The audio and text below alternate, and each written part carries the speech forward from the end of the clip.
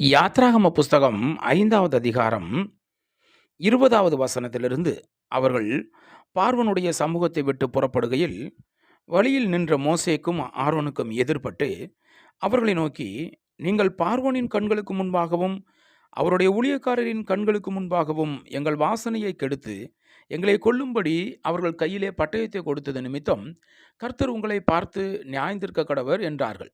அப்பொழுது மோசே கர்த்தரிடத்தில் திரும்பி போய், ஆண்டவரே, இந்த ஜனங்களுக்கு தீங்கு வர பண்ணினதென்ன? ஏன் என்னை அனுப்பினீர்?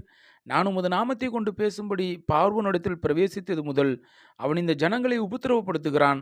நீர் உம்முடைய ஜனங்களை விடுதலையாக்கவில்லையே என்றான். யாத்ராகம புஸ்தகம் 6வது அதிகாரம். அப்பொழுது கர்த்தர் மோசேயை நோக்கி, நான் பார்வோனுக்கு செய்வதை இப்பொழுது காண்பாய்.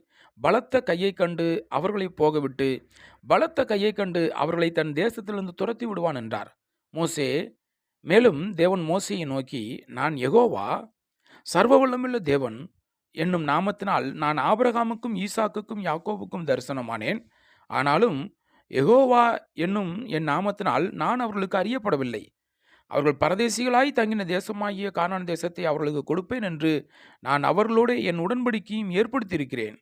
எகிப்தியர் அடிமை கொள்ளுகிற இஸ்ரவேல் புத்திரரின் பெருமூச்சையும் நான் கேட்டு என் உடன்படிக்கை நினைத்தேன். ஆதலால் இஸ்ரவேல் புத்திரரை நோக்கி, நானே கர்த்தர், உங்கள் மேல் எகிப்தியர் சுமத்தின சுமைகளை நீக்கி நான் உங்களை விடுவித்து உங்களை அவர்கள் அடிமைத்தனத்திற்கு நீங்களாக்கி ஓங்கிய கையினாலும் மகா தண்டனைகளினாலும் உங்களை மீட்டு உங்களை எனக்கு ஜனங்களாக சேர்த்து கொண்டு உங்களுக்கு தேவனாயிருப்பேன். உங்கள் மேல் எகிப்தியர் சுமத்தின சுமைகளை நீக்கி உங்களை விடுவிக்கிற உங்கள் தேவனாய கர்த்தர் நான் என்று அறிவீர்கள். ஆபிரகாமுக்கும் ஈசாக்குக்கும் யாக்கோபுக்கும் கொடுப்பேன் என்று நான் ஆணையிட்ட தேசத்தில் உங்களை கொண்டு போய் அதை உங்களுக்கு சுதந்திரமாக கொடுப்பேன். நான் கர்த்தர் என்று அவர்களுக்கு சொல் என்றார். இந்த பிரகாரமாக மோசே இஸ்ரவேல் புத்திரருக்கு சொன்னான். அவர்களோ மனமடிவினாலும் கொடுமையான வேலையினாலும் மோசேக்கு செவி கொடாமற் போனார்கள்.